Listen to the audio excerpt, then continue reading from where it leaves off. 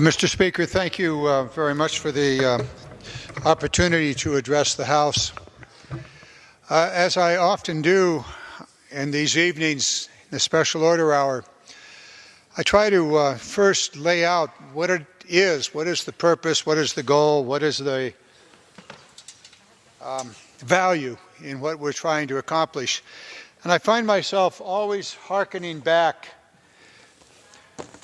to a quote that I saw many years ago and then more recently found etched into the marble at the FDR Memorial here in Washington, D.C. It comes from Franklin Delano Roosevelt, and he talked about what he was trying to accomplish, what he thought America ought to accomplish during the Great Depression. And these words are equally important during the Great Recession and the years thereafter. He said, "The test of our progress is not whether we add more to the abundance of those who have much. It is rather we provide enough for those who have too little." It's kind of what we're all about as Democrats, and that's why we found the tax cut, the Republican tax cut, which no Democrat voted for last December, so profoundly troubling. That tax cut, on top of the 2001 and the 2003 Republican tax cuts, added $2 trillion to the wealth of the top 1% of Americans. Let me say that once again. FDR was quite clear in his test of policy. And he said, "The test of our progress is not whether we add more to the abundance of those who have much. It is whether we provide enough for those who have too little."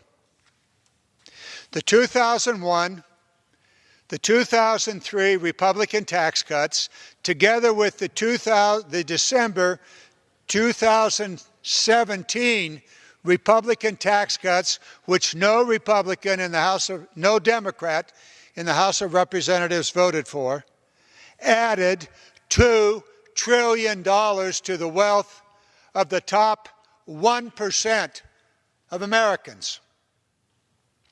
I suppose that would be okay if the 99% had somehow seen their wealth grow. It didn't happen.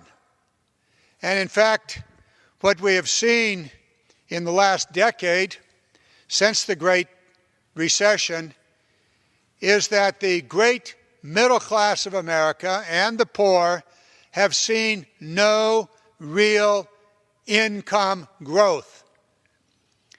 In the last couple of years, yes, there has been a wage increase, about 2%, totally consumed by inflation, which was slightly more than 2%. No real income growth. So what's happening here is that we Democrats are proposing a better deal for Americans. Yes, those words are similar to what FDR used. But we are proposing a better deal for Americans, not one that makes the rich richer, although that would be fine if the rest of Americans could also become richer. But that's going to take a change in public policy. And that's what we're proposing to do, because our public policy going forward is going to be about a better deal for the American people.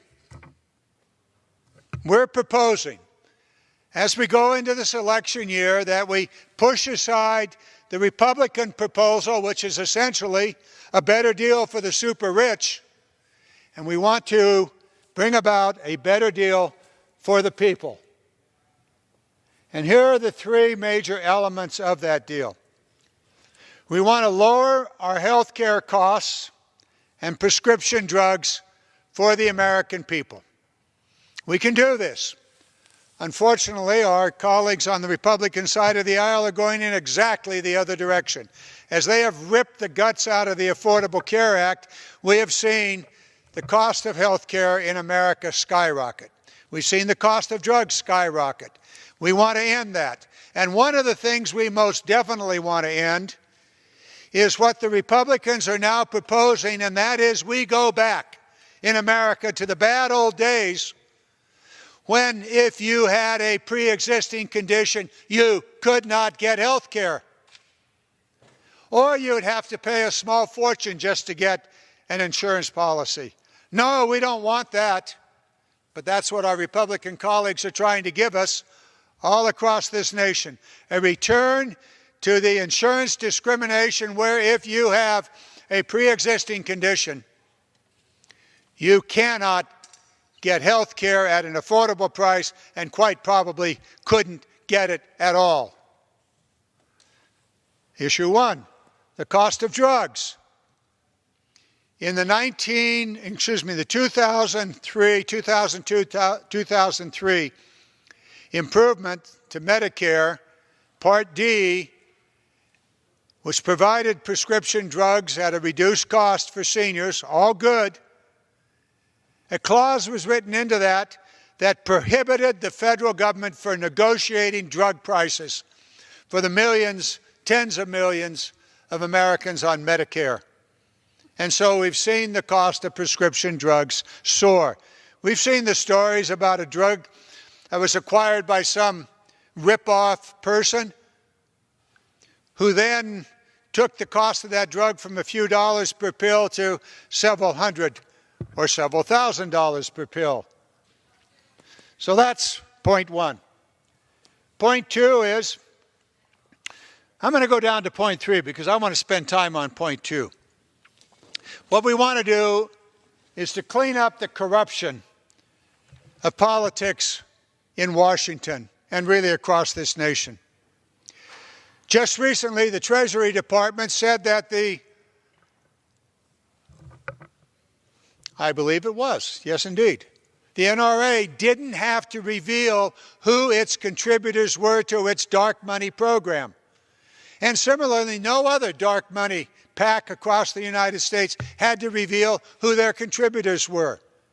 Citizens United opened the floodgates to hidden money, secret money, millions upon millions of dollars pouring into campaigns to influence the effect of those campaigns. And so we want to deal with Citizens United. We want to deal with this problem of corruption in our political system. And there are many ways we can do it, but until we deal with that, we're going to continue to see more and more legislation that benefits the rich at the expense of the working men and women of America. Now, let me go to this second one here. We want to increase and grow our economy and jobs through an infrastructure program, Rebuilding America. And that'll be the central focus of what I want to spend this evening on. So as we talk a better deal for the American people, we'll be talking about health care issues, we'll be talking about corruption and ending the dark money, and we will also talk about rebuilding the infrastructure for America and creating jobs. So as we go into this, why is it important? Why is infrastructure important? I suspect many of you remember just more than a year ago that the greatest waterfall in all the world was created at the Oroville Dam in California, just a few miles upstream from my district on the Feather River. Yes, an infrastructure failure. The Oroville Dam spillway was about to give way just at the side of this, creating a 30-foot wall of water because the main spillway had collapsed. I suppose if you're interested in waterfalls, this was quite an event. But it was dangerous. 200,000 of my constituents had to immediately evacuate the cities of Marysville and Yuba City and Live Oak and other small communities in that area for fear that this infrastructure project would fail. Well, it did, but not totally. For the folks in Seattle, Washington, or anybody that was traveling north on Interstate 5 from Washington State to British Columbia, turned out it was a tough day to get there. This is the Interstate 5 bridge. Well, I suppose if you had pontoons or maybe water wings, you could stay on Interstate 5. Just one example of the thousands, indeed tens of thousands of bridges across America that are considered to be unsafe, structurally unsound. This one proved it. Similar bridges in Minneapolis, Minnesota, the Twin Cities area, resulted in the death as that bridge collapsed. Infrastructure. American infrastructure is, according to Duke University in a study they published a couple of years ago, ranks in the D's. I think we do have one C. What is it here? This is going to require glasses to try to find the one C in our infrastructure system. Oh yeah, here it is. Ports. Our ports are a C+, and the rail systems. Well, the private rail systems are a B. The rest of them are D's and F's. Roads, bridges, dams, on and on. Sanitation system, water systems. All of us have heard about the problem in Michigan with the water system there. Well, it's repeated in California, up and down the Central Valley of California with water systems that are contaminated in multiple ways, as they are in Michigan. So what are we going to do about it? Well, we have the good fortune of an opportunity presented to us by our Democratic leaders. And this is part, well, let me start someplace else here. Let me start with a couple of examples of what can be done if we were to make it in America. Take, for example, an American success story of making it in America. The Tappan Zee Bridge in New York, they did it right. They did it with U.S. manufactured steel. It was a $3.9 billion project, 7,728 American jobs created. Now out in California, we do things a little differently and not always better. You've heard of the San Francisco-Oakland Bay Bridge. Well, they decided that the Chinese steel would be cheaper. Turned out it wasn't. And there were thousands of American jobs that didn't happen. It was $3.9 billion over budget as that Chinese steel was used. There were 3,000 jobs created in China and the most modern steel mill in the world to produce steel that was badly welded and flawed in many ways. So we have a choice. You could make it in America, as New York did with the Tappan Zee Bridge, or you can have it made in China, as California did with the Oakland San Francisco Bay Bridge. Not our proudest moment, and for you that are not aware, I'm a Californian, was a lieutenant governor when this disaster was going on, screamed and yelled and jumped up and down and said, "What the world are you doing?" "Oh, but it's cheaper." It's supposed to be 10%. Cheap is not always better. An example of what could be done if we were to make it in America. Now, this idea of making it in America actually started with Steny Hoyer, our minority whip. And I'm going to put up a couple of things. He's renewed his program that he and I worked on beginning in 2010. And yeah, this is the way I want to do it. Okay. Over the years, we've talked about making it in America. We've talked about various ways it can be done, policies and the like. And this Monday,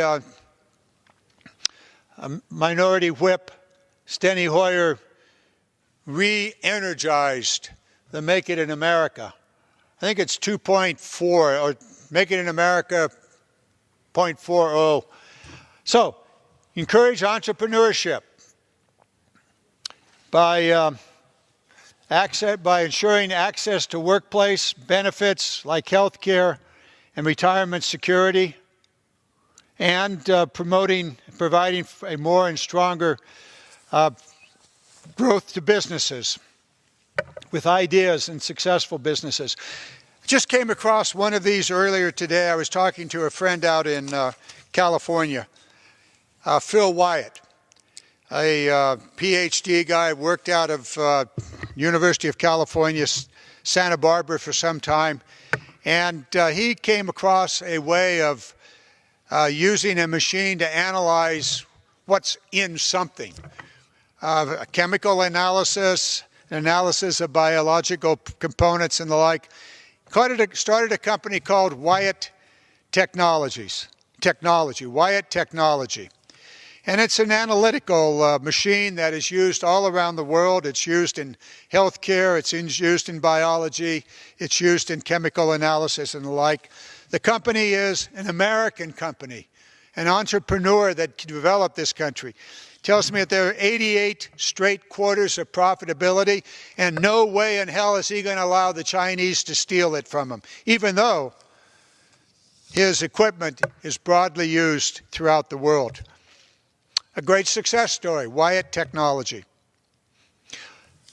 So, where did it come from? Well, it was an entrepreneurial program, and we need more entrepreneurials. We need more entrepreneurs that are out there developing new business like Phil did several years back. They can do it, but they're going to need support from their government. They need sound tax policy. They need the educational and research that's going on in our universities. And they need to be able to accept the risk of starting a new business. Whether it's a high-tech business or maybe it's somebody that wants to go out and work in a taco stand. But they ought to be able to have their health care, and they ought to be having their retirement security available to them as they go through that time. So that's one of the things that Mr. Hoyer has talked about as he renews the Make It in America plan. We're going to hold infrastructure for a few moments and pick up the third element in his plan, which is education, ties directly to what I talked about with Mr. Wyatt. Wyatt's his business, now almost more than a decade old, actually came out of the University of California, Santa Barbara, where he was a professor, where he was doing research. And so it's the educational system, not at the high level, not only at the high level, but also all the way down the line, promoting pathways for career opportunities. A lot of this is something you might find in the career technical education field, where a fellow learns to be or a woman learns to be a welder, and then says, well, I can start my own welding shop, I can become my own boss, and so they do. Or maybe it's somebody that's learned hairstyling or cosmetics and decides they want to open their own shop. And so if they're able to have portable health care, if they have their retirement benefits, they can run the risk of starting their own business. And so the training programs and the educational and the research all fit into this focus on education. And so Mr. Hoyer has outlined that as the second element. The third element in the renewal of the Make It in America plan that he and I worked on beginning in 2010 and continued working on these many years is a focus on infrastructure. As I said earlier, as I talked about the failure of our basic infrastructure systems, water, sanitation, bridges, highways, and reservoirs and dams, is this problem. Also, this opportunity. As I said with this report coming out of Duke University, where they rated the infrastructure systems, and as did the Society of Civil Engineers.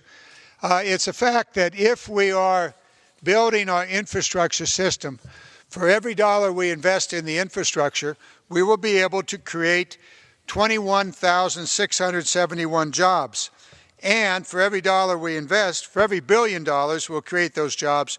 For every dollar we invest, we will improve the economy by $3.54. So the return on that $1 investment is 3.5 to 1. So it makes a lot of sense to do that. And besides that, the bridges won't fall down and the dams won't crumble. And so this one is extremely important, repairing and rebuilding our aging infrastructure. And it also gives us the opportunity to innovate in the infrastructure of the future. Well, as Mr. Hoyer wants to talk about the infrastructure of the future, I want to talk about, for my remaining time here, the infrastructure of the past. And let me find this one here. Yeah, here we go. You may be aware that America is now a nation that exports a strategic national asset. It's our petroleum products. For fracking and other reasons, we are now an export nation when it comes to crude oil, gasoline, diesel, and above all, natural gas. We have succeeded in turning this around from an importing nation to an exporting nation. And some of these statistics lead me to an opportunity that we could rebuild, re-energize a critical national infrastructure. We don't often think about our maritime industry as being infrastructure, but it really is. It's the ports, to be sure, and we often talk about ports. We talk about intermodal from the ship to the port, to the trail, to the train and rail, and then on to the highways. All true. But we often ignore the ship itself. So here we are. The future of American shipbuilding actually resides in the export of oil and natural gas. By 2020, the U.S. is expected to be the world's third largest exporter of LNG, liquefied natural gas. 225 LNG vessels are expected to be added to the world fleet by 2020. Those are big ships. Little picture there of one. But due to the eroded capacity of American shipyards, not one, none of those 225 LNG ships, vessels, will be built in American shipyards. Unless there's a law that requires that just a small part of that export of LNG be on American-built ships. Similarly, oil. I don't have that up here, but none of the oil that'll be exported from the United States will be on American-built ships unless there's a law. And so, are you surprised that we're proposing a law called the Energizing American Shipbuilding? It's a piece of legislation that I've introduced to deal with a critical infrastructure, the ships that America once had. So 225 new LNG vessels. Currently 70% of those orders are going to Korea and the rest to China. Maybe a few to Japan, none to the United States. So the legislation called Energizing the American Shipbuilding Industry, introduced by myself, H.R. 5893, was introduced a few weeks ago. It requires that a certain percentage of the liquefied natural gas and crude oil exports be transported on United States-built ships and American-flagged vessels crewed by American mariners. From the captains to the engineers to the seamen, American men and women on these American-built vessels. A similar bill was introduced in the Senate by Senator Wicker. And that bill also does exactly the same thing. Senator Casey, Republican, Democrat in the House, Mr. Hunter, Mr. Courtney, and Mr. Whitney, 2 Democrats, 2 Republicans, introduced the legislation. In the Senate, 1 Republican and 1 senator have introduced the very same legislation. Bipartisan, bicameral, and by God, we ought to do it. What happens if we were to do it? Well, let's look at some of the very simple opportunities that exist. Instead of China and Korea and Japan building the ships for the export of this strategic national asset, let's do it in America. Let's make them in America. Energizing the American Shipbuilding Act, introduced in the House and the Senate this year. And if we were to pass this legislation, we're talking at least 50 new ships built in America. Well, let's see, that's 3, 6, 9, 12, about 15 of them. LNG ships would be built here in the United States. And when they are commissioned and they're on the oceans, they would have American mariners on board, providing a strategic advantage to our American defense policy. I'll talk about that a little later. On the crude oil side, well, there'll be many, many more. On the crude oil side, perhaps more than 30, probably closer to 35 ships would be built in the next decade and a half to 2 decades, providing, I don't know, maybe more than 1,500 jobs for American mariners. And we haven't yet been able to calculate the number of jobs in all the shipyards of America. But we know that for San Diego, at the shipyards in San Diego, they would be building these ships. We know that they would be building these ships in the shipyards of the Gulf Coast and in the shipyards on the East Coast, particularly in Philadelphia. And so these jobs would be spread around at the shipyards on the West Coast, the Gulf of Mexico, and the East Coast. And just as important, the bill would require that the engines, the hydraulic systems, the pumps, the pipes, the electronics, those too would also be built in America. We're talking about a major opportunity to make it in America. To make it in America once again, so that America can continue to be a major place for the construction of American-built ships, whether those are naval ships, as they are today, required to be built in the United States, or whether they are commercial ships required that a small percentage of the export of oil and natural gas be on American-built ships with American sailors. Bottom line, manufacturing matters. And so when Mr. Hoyer, our minority whip, talks about renewing the Make It in America agenda, and he talks about the necessity for that to be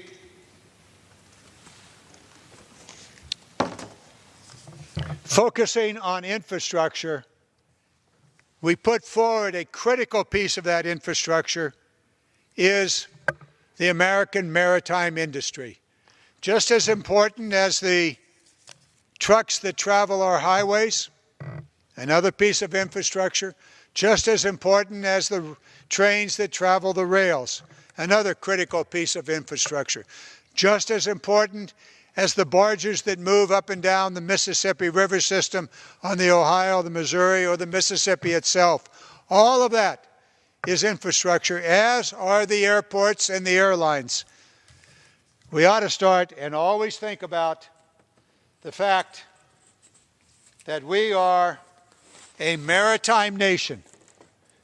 And that in our infrastructure, we consider the American maritime, we consider the ships, the men and the women that are on those ships.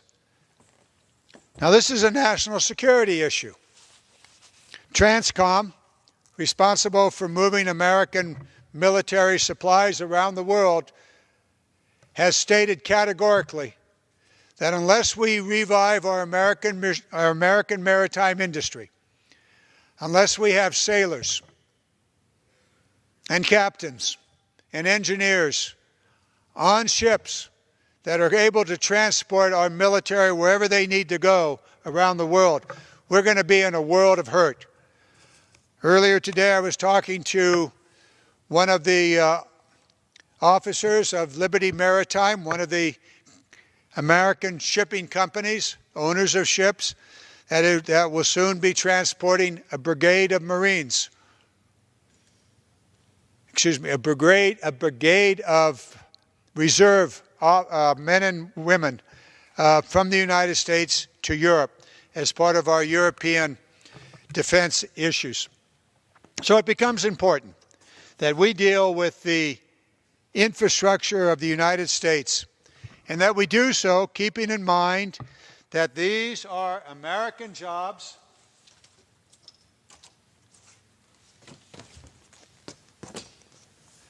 that fulfill this important policy position. This is the value that as we go about our legislative work here, we keep in mind that the test of our progress is not whether we add more to the abundance of those who have much. It is whether we provide for those who have too little. And among those who have too little are the working men and women of America. And if we carry out this infrastructure challenge, if we make it in America, if the steel is American-made, if the locomotives are American-made, and there's a marvelous example of what can be done with public policy that says if we are going to build locomotives for the Amtrak system on the Northeast Corridor from Washington, D.C. to Boston, that those locomotives will be American-made with a 100% American-made equipment. Interestingly, when this was part of the American Recovery Act back in 2010, a bill put forward by Democrats and President Obama, a requirement for $700 or $800 million be spent on American-built locomotives, 100% American-made.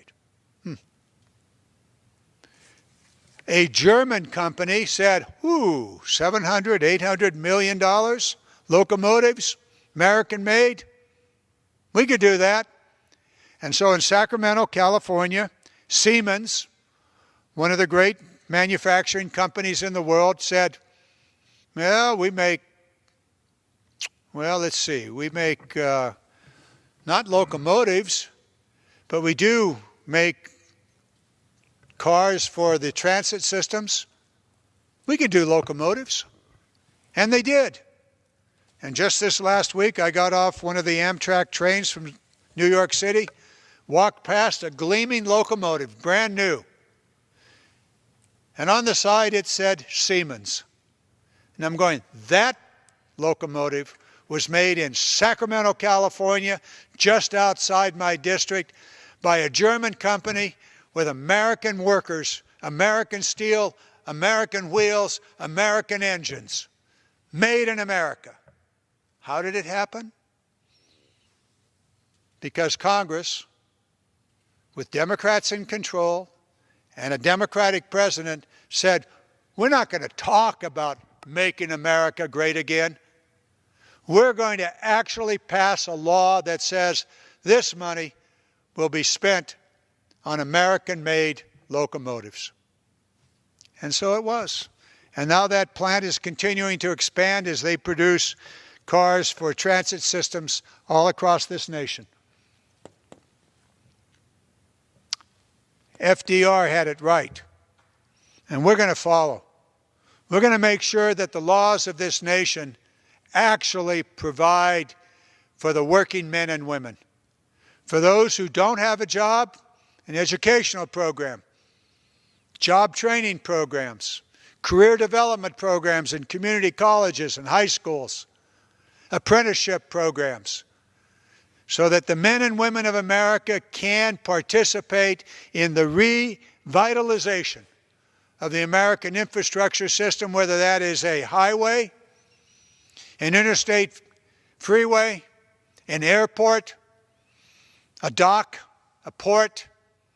We're going to make sure that the American workers have a chance, not only in building the infrastructure, but in using the steel and the concrete and the other elements that go into these infrastructure projects, that those are also made in America, so that that infrastructure program flows way beyond just those who are pouring the concrete, but to those who are making the cement and making the manufacturing plant that will develop the cement.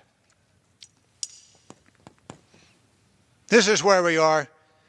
And by the way, we want to make sure that tax policy does not do what the Republicans have repeatedly done.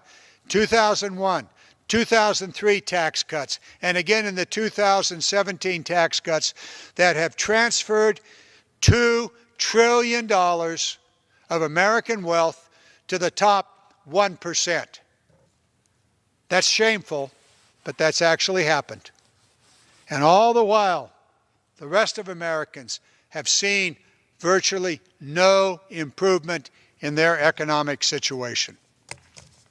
Tax policy, critically important. Policy that requires that when we spend your tax dollar, that your tax dollar is spent on American jobs, in American factories, putting Americans to work in what we call the Make It in America agenda. And so keep this in mind. Mr. Trump, this is how you make America great again, by making it in America. So we can work with our Republican colleagues, as we are with our shipbuilding program, the Energizing American Shipbuilding Act, Democrats and Republicans, understanding together that it is public policy, it is the laws that we write that set the pace for economic growth and spread that growth out across the great American population so that everyone can participate in the rebuilding of America's infrastructure, whether it's a ship at sea, a port that's being developed, an airport, a highway, or a railway, water system, sanitation system. We must write into all of those laws that when American taxpayer money is used, it is spent on American manufacturing and American workers. So we'll make it in America, and America will make it when we follow these kinds of wise public policies, keeping in mind that our task is to make sure that we always focus not on those who have much, but rather on those that have too little. And so, with that, Mr. Speaker, I yield back.